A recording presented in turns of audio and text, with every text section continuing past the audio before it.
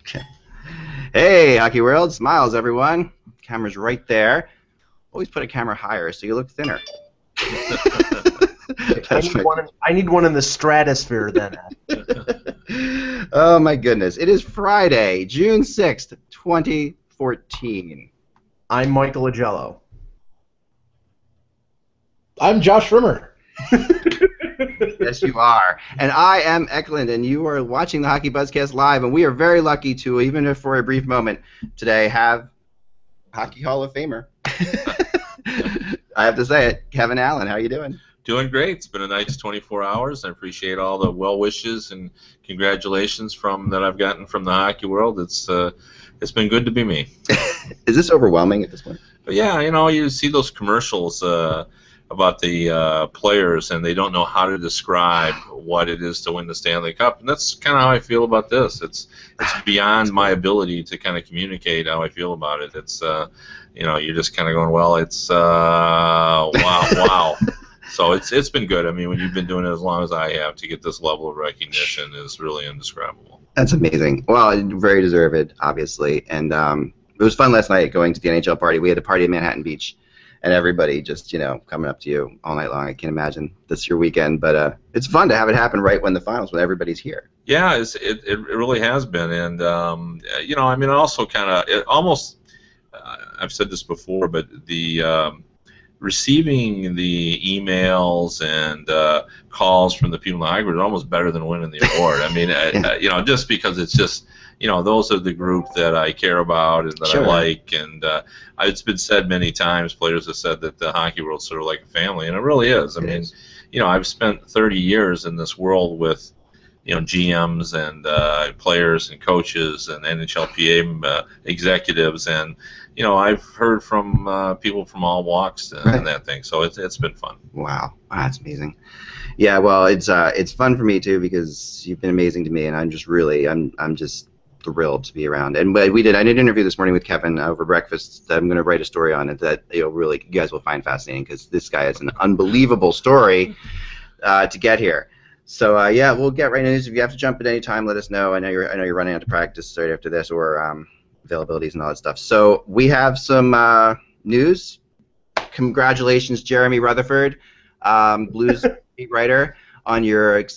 No, I'm sorry, I just had to say that. Jim Rutherford, not Jeremy, who is although Jeremy, you would be a good GM.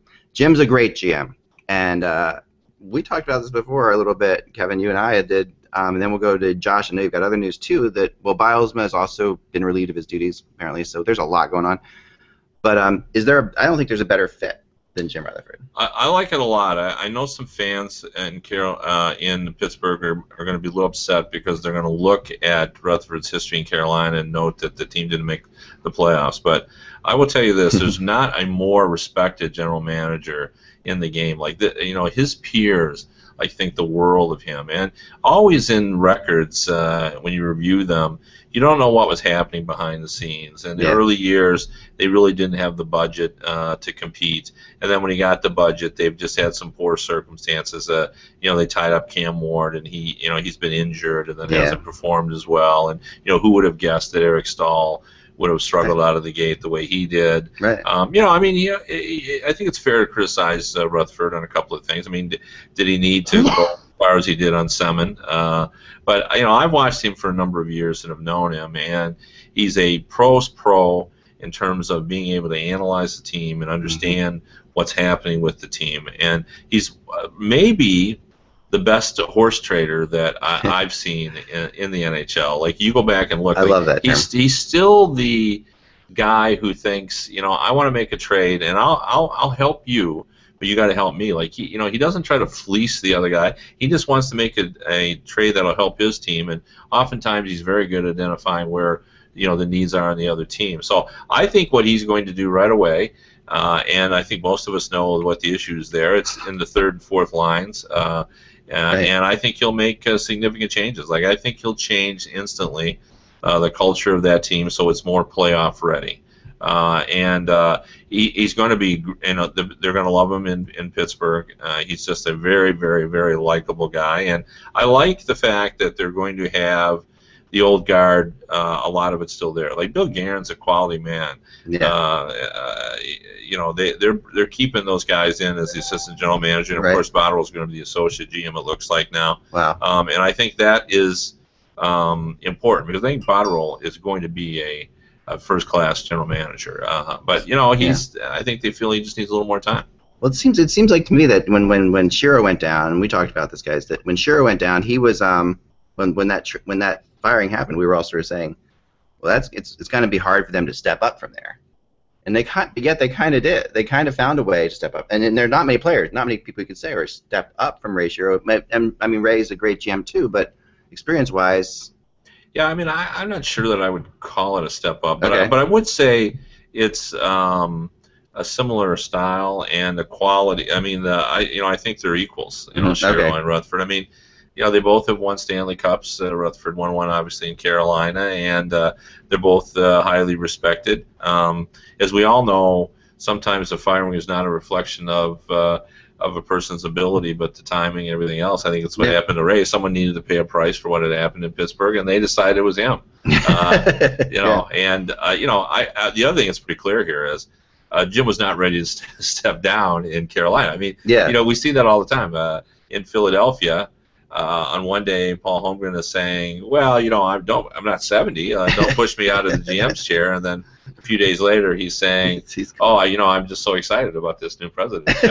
And I think probably that was one of those situations for Jim where, I think he is 65. I'm not positive of that, but I think he's around there. And I think he was glad for Ronnie Francis to get his opportunity, but it's clear that his competitive juices will not. He still wanted to explore his competitive side, and you obviously can't do that as easily from the president's chair. Yeah, I think that makes sense, right? I mean, Josh, we talked about it yesterday, and I'll go to you a little bit here because I got to stay in camera here, don't I? All right, we got to. We talked yesterday, Josh, about Bylsma too, who's now been let go officially, and in Florida, I wrote about that this morning a little bit too. What do you have today so far on this?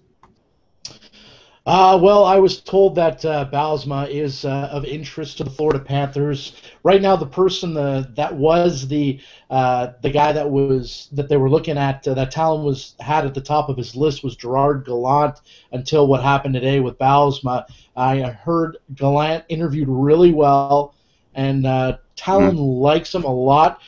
So what happens, obviously, is now it's between Bylsma and Gallant. And I honestly believe if Gallant doesn't get the Florida Panthers job, he's going to get consideration for the Pittsburgh Penguins job for what he's done in the last couple of years. A lot of people are interested in Gerard Gallant, and I could see him going to Pittsburgh as a possibility. Another name I want to throw out there, which I believe we will hear in the next probably week or so, is Mark Crawford. I would not be surprised at all if Mark Crawford is interviewed in Pittsburgh. The question is he the right guy for Crosby and Malkin? It'll be interesting to see what happens, guys. Yeah. Mike, your thoughts? Well, if Paul Maurice hadn't been hired in Winnipeg, I think he'd be the leading candidate for the Pittsburgh job. Yeah, I mean, it's going to be very interesting to see who. There you go. I was waiting for the bell to see who's going to end up as the Pittsburgh coach. I mean, I know that it was reported that Jacques Martin was part of the interview process in Carolina, and he is an assistant coach. It was an assistant coach on Bylsma's staff. I don't know if he'll get a look. Somebody with previous NHL head coaching experience, a guy like Guy Boucher may be a possibility. Maybe Willie Desjardins, if he doesn't get the job in Vancouver, would be a candidate. Even John Stevens, who's the assistant coach right now at the LA Kings, or Ulf Samuelsson. I mean, all these guys are potential candidates. So it'll be interesting who Jim Rutherford decides to make as the new head coach of the Penguins, because that guy is going to have sort of a nice situation to have with so much talent. He's just got to sort of filter through it and find some depth. Yeah, nice if you consider, what I don't know. It is nice. It's a great amount of talent, but at the same time, it's also been a crazy team to coach. Obviously, Laviolette was a guy he hired before. Now he's in Nashville. Yeah. Well, I agree with what Michael said. Yeah. I think Paul Maurice would have been actually just a perfect coach for the Penguins. Yeah. I think his style would be a style that Crosby likes, and I think it is important to get Crosby on board with this coach. Like, some people see that as a negative but it's a positive when you got your star players. You can either pretend that star players shouldn't be treated differently, or you can just acknowledge, we're paying them a lot of money because they are so important to our franchise. Well, if they are that important, then you need to get them on board. And I think it is important that Crosby and Malkin sort of have that you make it work for the way they are. And I think, to me, you have to find a coach who's going to make the team better defensively, because that was certainly a failing of Baalsma. And you have to make it a coach who's going to know that when you move into the postseason, you do not play the same way you play in the regular season. Right. That's just the way it is. That's true. Very good point. But going back to Baalsma, like I said from the very beginning, like I think he would be a perfect fit in Florida because they're a young team. He's a teacher. He likes to deal with the younger players and mold them. And I think for that franchise where you're still trying to sell fans and coming to the arena, he's the perfect coach. He's a very gracious man. He gets along well with the media. He'll spend time in the community.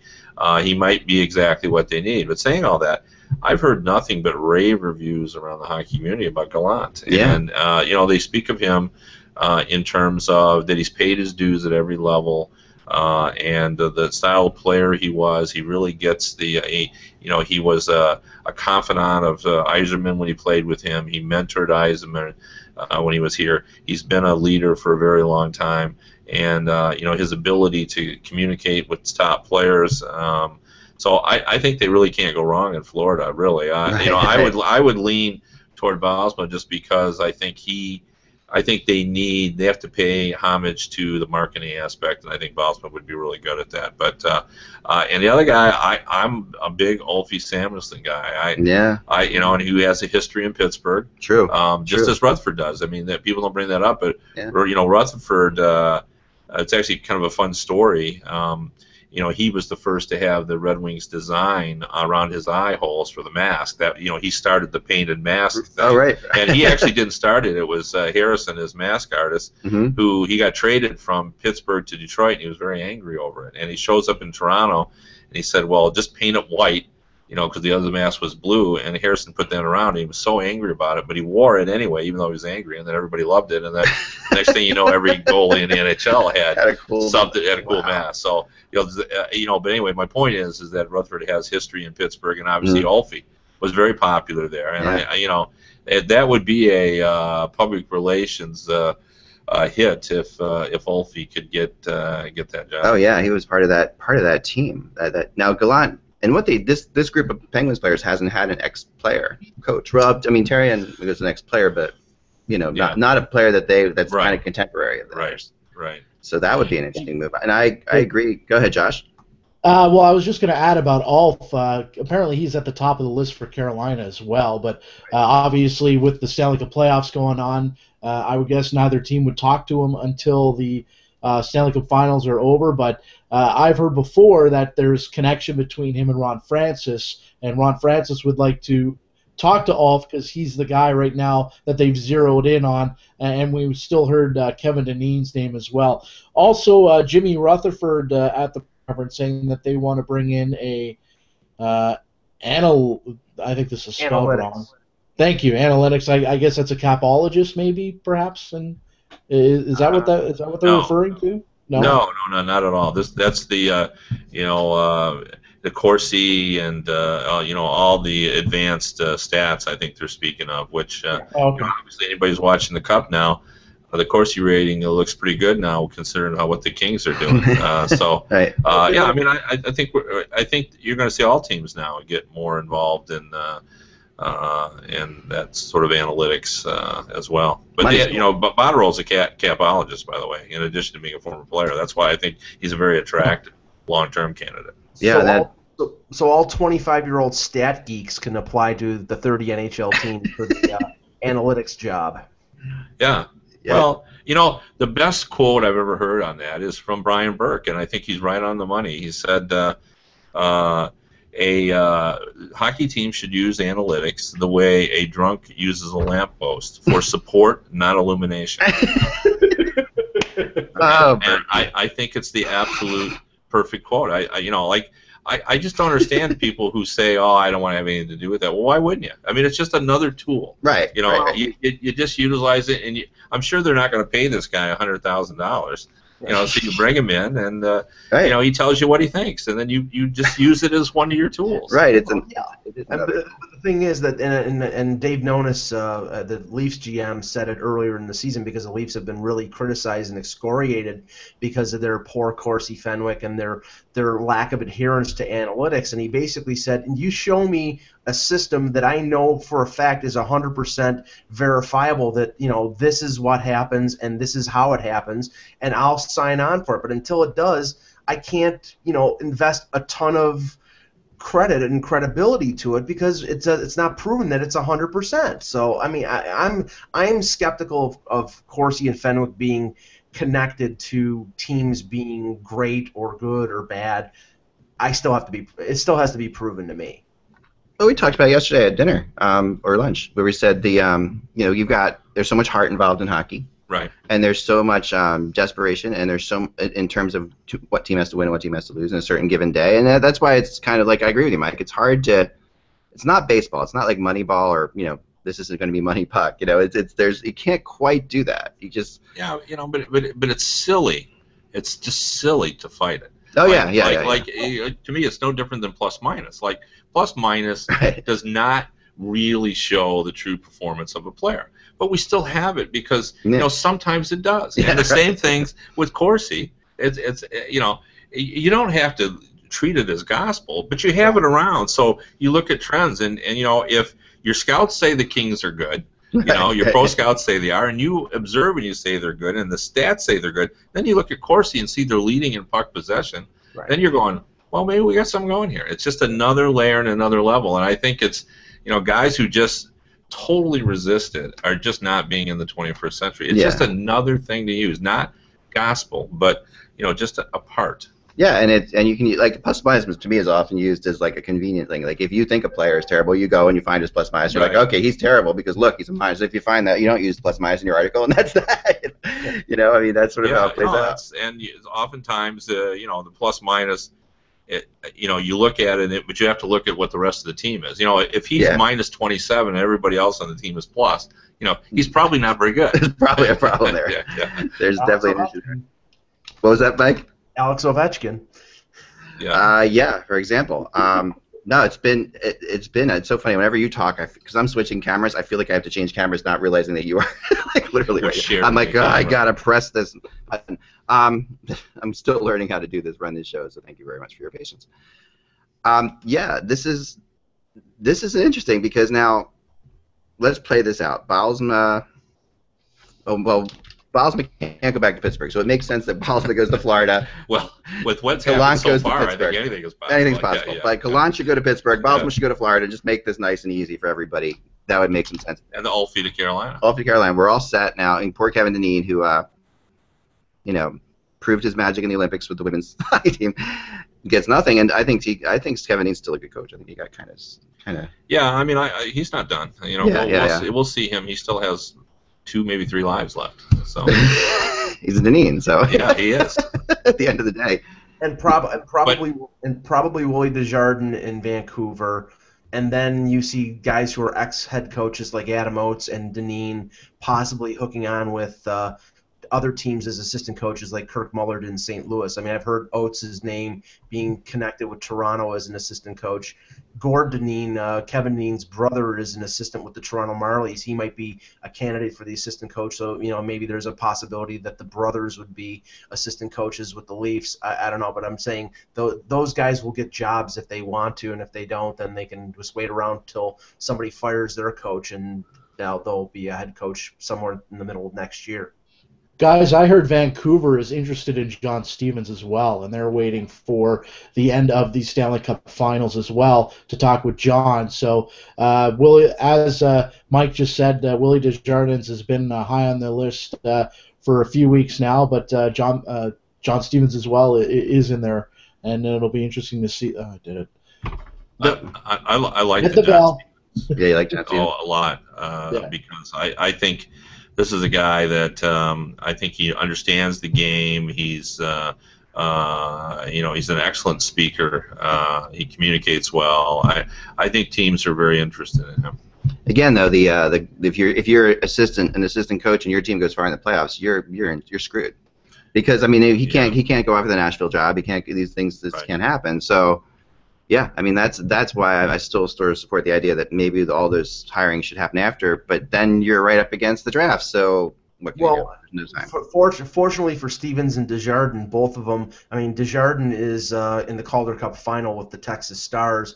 Stevens is in the Stanley Cup Finals. So basically, they're going to end around the same time. So there won't be really an advantage or disadvantage with either one of them. They'll probably be going through the interview process with Vancouver at the same time if Vancouver is waiting for one or both of them. And I don't think any of us believe there's been no communication between that's the other thing, right? I mean, I think that that's we don't talk to people till July 1st. No, that's right. Yeah. And then we sign them to $50 million contracts at $12.45. Josh? Hey guys, back to Jimmy Rutherford. How long before he trades for Alexis Semin in Pittsburgh? That seems like a disaster waiting to happen. No. I'm waiting for him to trade for Jordan Stahl again. Or Eric Stahl. Right. Maybe there's the deal. Eric Stahl for Malkin. Let's start that now. No. there is zero chance that Malkin will be traded to Pittsburgh. Zero chance. More now than ever, probably. Right. Yeah. Do you think they'll make any moves out there, Kevin? Do you think they're going to move James Neal or? I think he's a possibility, but I wouldn't. A lot of people think that's a given. I don't think it is. I do believe Rutherford will make deals, but I think they're going to be dealing with the third and fourth lines. I think they're going to rebuild that bottom deck and change the system they play. That's going to be the conversation that'll take up 75% of the interview with the coaches, and that will be what system are you going to play and how is it going to be effective in the postseason, because that's been the Penguins' only problem. They've been very good in the regular season. We know they can win games, they can score goals. They just can't convert. They can't transform into a playoff-style team, and I think they're going to talk a lot about systems and what you're going to play, and then they're going to talk about abrasiveness and getting some grittier postseason players, and I think they're going to go from there. So if they trade James Neal, I can understand why you want to do it. He's a little bit undisciplined, obviously. He's a disappointment at times. But the minute you do that, you've created another hole on those top two lines, and that's been a problem. There's still they always seem one forward short to me. Yeah. So if you trade Neal, now you're two, unless you get one back. And can you get a guy that can get as many goals as Neal? I don't know. Kind of what we talked about with the opposite of what the what Gabrick did for the Kings. They need that kind of player. Well, Gabrick's kind of really interesting now. I know. Because the Kings could re-sign him, but it would take some work. It'd be challenging. I mean, I've looked at that. They'd have to move some guys. And he's going to want to try to hit a home run, I think, on that contract. So. He's available, I think, out there for the right team, and it'll be interesting to see. The interesting bell. Sorry. Yeah. No, but I'm with you. Yeah. I completely agree with you. I think that's where it was, that would be really. I'd be terrified to sign Gabrick to a long-term deal. Yeah, I would too. And he's been awesome. He's been incredible. Yeah. I mean, if he was with Kopitar his entire career, I think both would be Hall of Famers. I think that was like a perfect combination. They should have just been together forever, and that would have been fine. But oh my gosh, that's just signing him now. Anything more than that? Oh my gosh, that's crazy. That's really, really crazy. Go ahead. We should talk about the Dan Boyle to the Islanders trade. That was a pretty interesting one. Yes, we will. So Dan Boyle is this is a good. You do like this trade right away yesterday. Well, yeah. I mean, I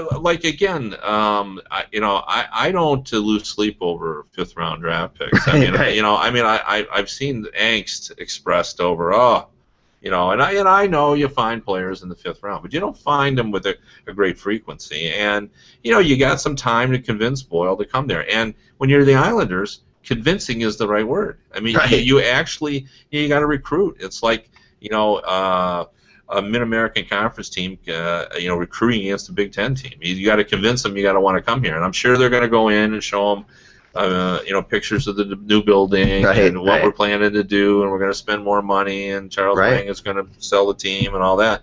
and they need time in order to do that. And I like them doing that for that reason, because they have to work harder than other teams in order to try to get players in any time. But I don't think they got. Do they even have a 50-50 chance of getting them? I don't really know. I mean, the one thing they can offer them that a lot of teams can is they could say to him, you're the guy on our team. Yeah, you're running the power play. Yeah, you're the guy. Like it's John Tavares is going to handle the things up front, and you are our guy on defense. And would other teams be willing to do that? I don't know. It's not many NHL teams who could. I mean, because there are a lot more deeper teams than the Islanders, obviously. But yeah, that is what they could offer. And also, you can't limit the fact that they're trying to get people to buy season tickets. And what they've done is in the past few weeks is they signed Halak, officially, and now they've done this. So they're showing, and the Islanders fans are desperate for anything. Yeah, the big problem though, if you're Boyle, is you're saying to yourself, you're looking at the Detroit defense, and you're going, Right. Detroit or the Islanders, and but the thing is like I bet the Islanders would give him more term. I mean, now this is just total guess on my part, but I would guess they'd give him more term and maybe a little higher dollar mark. But you get to play with a very fascinating. Can I use that word? Fascinating, intriguing. That's a team in Detroit. Yes. Not interesting. No, it's not interesting at all. No. Okay. But so Boyle probably is going to have some options. The romance with Boyle is probably greater than the reality now at this stage in his career. But he's still a very gifted offensive player. Oh yeah, he is. And I mean, Josh, go ahead. Yeah, no, I just wanted to add about the New York Islanders. I heard that they are not done, and apparently they've also made calls to Colorado to see if they could acquire Paul Stastny's rights if Colorado's willing to trade him. So look at that. Maybe the Islanders are going to be trying to trade for some other guys. Garth Snow wants to spend some money, especially after giving up that 2015 first rounder to Buffalo. Oh, for sure. And now they're going to be acquiring Mike. Well, I mean, the Islanders have had a history of this. I mean, they did it with Christian Ehrhoff 3 years ago. They made a trade with Vancouver, got his rights, and couldn't get him to sign the contract, and he signed with Buffalo. So it's something that's sort of been tried and true with them. They probably, as Kevin said, they could offer Boyle maybe 3 years, where most teams would probably offer him 2. They could give him a deal probably close to what Gonchar got in Dallas. If he gets $5 million. And they have boatloads of cap room, I mean, it makes a lot of sense for Boyle to sign there, but I think there will have to be some wooing. As for what Josh said about Paul Stastny, I'm still not convinced that Colorado isn't going to sign Paul Stastny and try to trade Ryan O'Reilly because, again, if they let Paul Stastny walk in free agency, I know they get the cap room, but they lose a guy who's in the prime of his career, who's played his entire career in Colorado, who they know.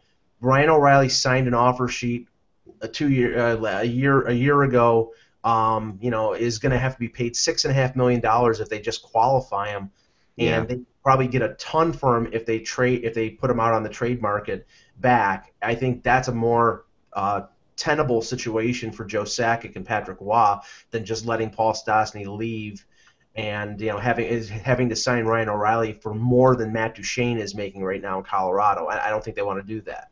I can't see that. I can't see that at all. I disagree completely because I just think Paul Stastny is not. I mean, he had a great year, but he's getting up there, and Ryan O'Reilly is one of their best players in my mind. To be honest, given Colorado's situation, I don't disagree with what Michael said in his evaluation of the players there and the needs. But in their situation, when you've re-energized the franchise the way that Waugh and Sakic has. And you've made them relevant. I think when Waugh pushed the glass for the second time in that game, he made them relevant that moment. Yeah, I agree with that. And I still believe it was calculated because I've known Patrick for a lot of years, and I know how he thinks. Yeah, that makes sense. And I'm just convinced that he thought relevance, boom, boom, there he is. There it is. But the reason I bring that up though is that you've got all this goodwill that you've built up, and I think you need all three of those, players: Duchesne, Stastny, and Riley. And I think you've got to figure out a way to bring everyone on board. I mean, Stastny, in addition to being a good, skillful offensive player, is a face-off guy, and he's a two-way guy. He brings a lot to the table. He's not a number one center, in my opinion. He's a number two center. But trying to find a way to keep all three of those guys, I think, is important if you want to sort of move yourself away from the pack, and then you concentrate on building on the defensive end. Yeah, and they're still kind of going with that. I talked to somebody from Colorado the other day, and they said, there's that whole feeling of like we got the band back together, and they've got to keep that moving forward. I agree. Josh, you had something. Oh, back to the New York Islanders, guys, with the firing of Dan Bylsma today. Jack Capuano is now the longest tenured coach in the Metro Division. Who would have thought that? Wow. That's exciting. That's amazing. It's really amazing considering how little success he's had there. I mean, that's astonishing. But he's got great hair. Yeah. Oh my gosh. All right. Anything else, guys?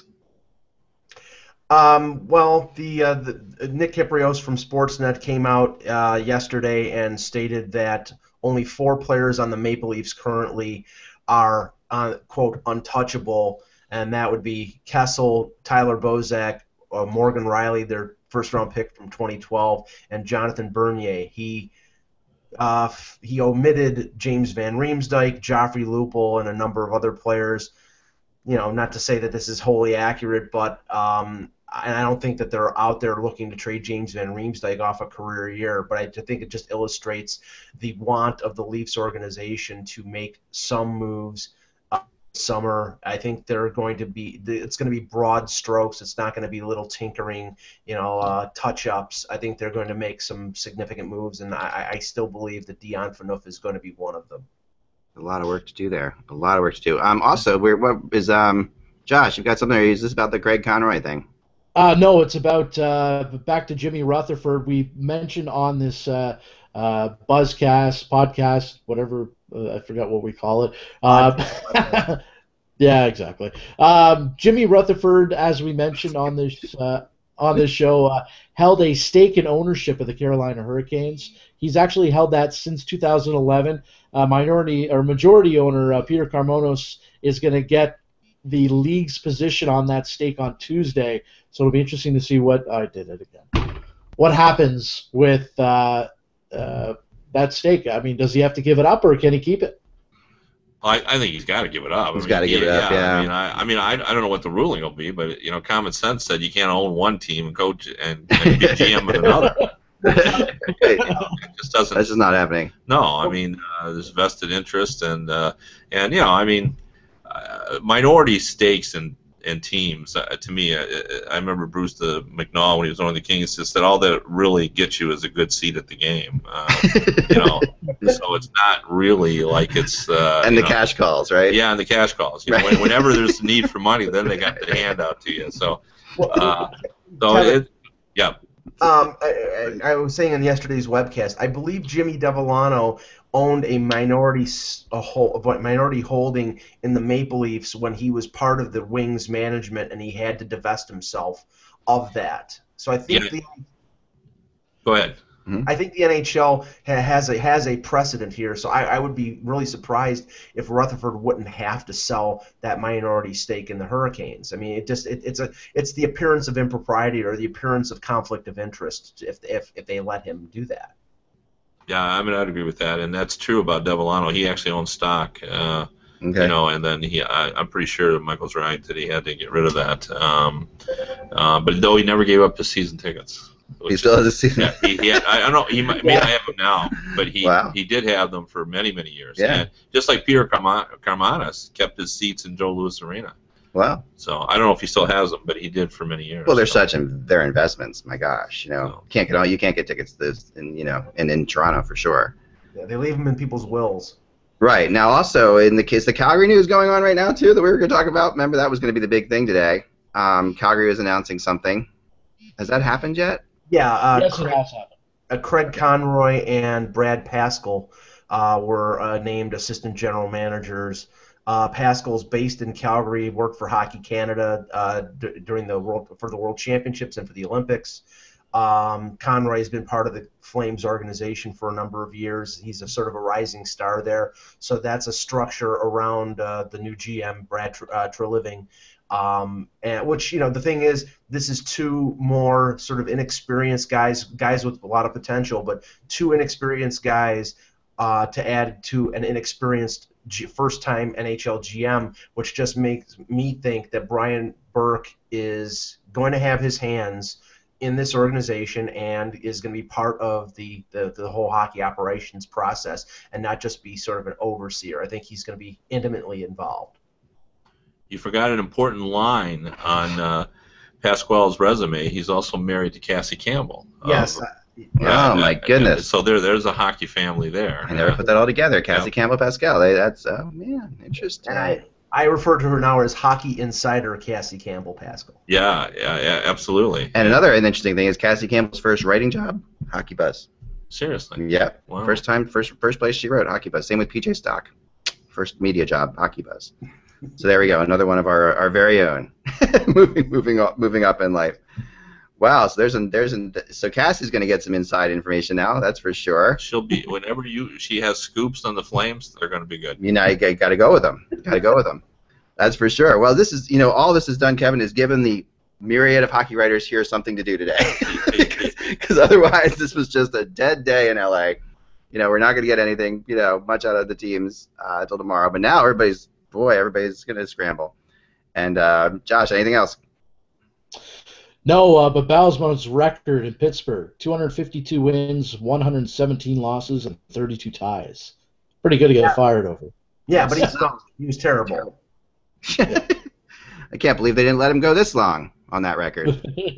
Well, but it just goes to show you what I talked about earlier. But again, the records sometimes don't tell the whole story. Like a lot of people who watched the Penguins this year thought, they got to get a different coach because he could not do as we said. Get them better in the playoffs, and the same is true in Rutherford. His record is not distinguished in Carolina, but yet people who watch that team and watch the way he operated think he is a very quality general manager. So yeah, and the one thing I will say about Bosma, to go back to what you said before, is I do agree with you. The thing that struck me the most about him in the very first time I ever saw the Penguins take a morning skate with him after covering Terrian's run to the Cup and then his run to the Cup, is his morning skates were completely choreographed.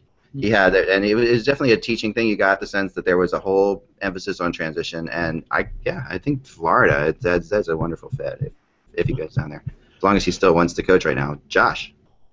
Just Rutherford now commenting on owning a stake in the Carolina Hurricanes. He said he expects the league to tell him to sell it, and his quote was, "I'll get my money back." Excellent. All right, that's good. He also, according to... I was really worried about that. Yeah, no, it was a good bit. Yeah, I mean... It was keeping me up at night. Not going to lose money on this deal. Now, the other thing is apparently, according to some tweets we were seeing out of the corner of our eye here, Rutherford has made it known that this is like a 2 or 3 year deal. It's not for very long, Mike. Is that what's being said? Yeah, I've heard it was a short-term deal, and supposedly, and this is only what I heard from another source, so I don't know if this is true or not. According to the one report, Pierre Maguire was offered the job, but was offered it for a short term for 2 years. He wanted a longer-term deal, and that's why they turned to Rutherford. I don't know if that's completely wholly accurate, but it would strike me as really strange that if Pierre Maguire wanted a general manager's job badly, he would have taken it on a short-term deal and not quibbled over the length of the contract. I don't know. He's got a pretty good gig, so he might. I think that he wants a job probably, but he's got a pretty stress. I mean, beyond the fact that the guy travels like a maniac. I mean, but besides that, it's not a bad gig, and he probably wants the more secure situation. Because I guess I kind of get the feeling once he left that gig, he couldn't be suddenly the Penguins GM for 2 years and then go back and be between the benches. Well, I actually agree with that. I mean, he's really defined that role. Yeah. And for him to leave that and then come back, I mean, for a 2 year deal, and I think the worry would be, am I coming in and just setting up Botterill? Am I the setup man for the closer? Right, right. So, I could see that. I mean, I don't know if that's true. I haven't talked to Pierre. He is a friend of mine. and I'm certainly going to ask him that. But there's some logic to him wanting a longer-term deal, but I have no idea whether he was offered the job. And Rutherford, go ahead, Josh. Oh, I was just going to say, guys, the thing I want to know is he bringing Brass Bonanza with him to Pittsburgh? I'm guessing no. and being a failure at a GM and then going back to television, it's not impossible. Look at Mike Milbury. Yeah. Point taken. It is, but your job may not be there. I mean, you have to wait your turn, which is always a problem. There are an amazing amount of people who want those TV jobs. A lot, because every ex-player. Right. It's tough. I mean, like we've heard. Melrose gave up his TV job to go to Tampa, and he got it back right away too. Yeah, well, I mean, sometimes it does work, and McGuire's good enough that maybe that would work out. But Tortorella hasn't gotten a job back in TV. So there's, he was doing TV for a while too. So I don't know. But he wasn't great at it. I mean, he really wasn't doing it long enough that. Oh, but there was so much cool justification of him asking people questions was such an interesting dynamic to me. So. Anyway, we got to run because we got so much going on here, guys. It was a quick show today, but we thank you very much. Thank you, Kevin, for joining us. My pleasure. I really appreciate it. Thank you, guys. We'll be doing a show again possibly tomorrow, maybe a little surprise guest show depending on how things play out, but definitely Monday if not then. So if we don't talk to you guys tomorrow, please remember to subscribe, like this on on YouTube, and let us know what you like and what you don't like. And enjoy tomorrow's games because I think it's going to be a good series. I think we're still in for a long series. You think it's a long series or no? I think we'll know more tomorrow. That's a good point. All right. That's all we have time for, guys. Remember, without the buzz, it's just hockey. Talk to you soon.